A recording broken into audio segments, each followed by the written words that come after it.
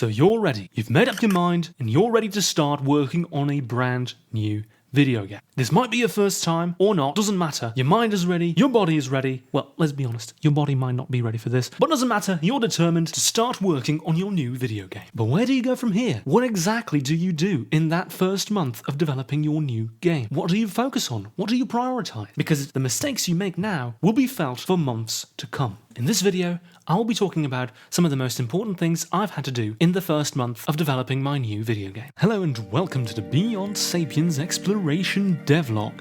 Even though I'm going to be changing that name real soon, where in the span of 8 short months, we're going from an idea all the way to a finished video game. So where do you start off? What's the first thing you do once you decide you want to make a new video game? For me, it was grabbing a pen and a piece of paper. That's it. No fancy coding, or creating a new engine, or making a cool collision system or so on.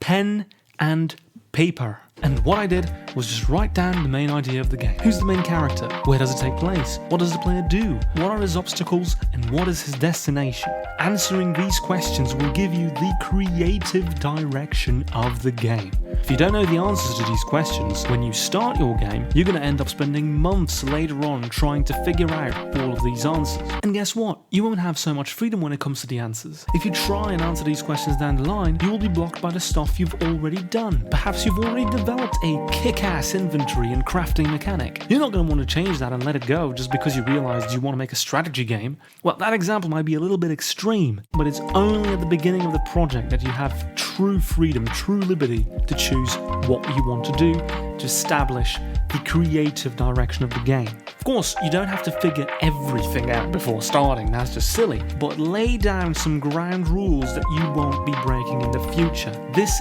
discipline is key when it comes to big projects. After that comes picking your tools. For anyone who hasn't made a game so far, don't think that you just choose your game engine and that's it. No, it's a lot more complicated than that. You've got to think about landscape generation, static mesh creation or adaptation, visual effects, music, sound effects, voice recording, and so on and so on. Of course, you can hire someone to do that for you, but that still means you're picking out your tools.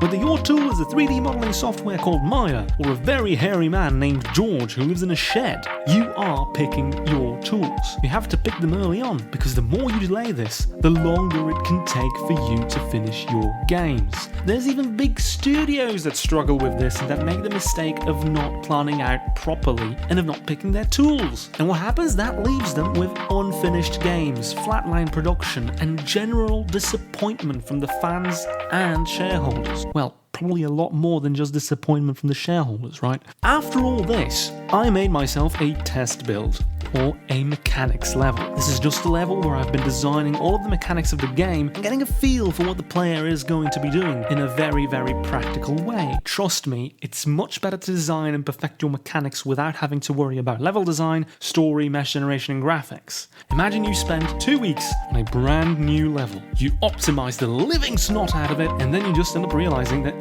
your mechanics are totally bugged. Or worse yet, boring.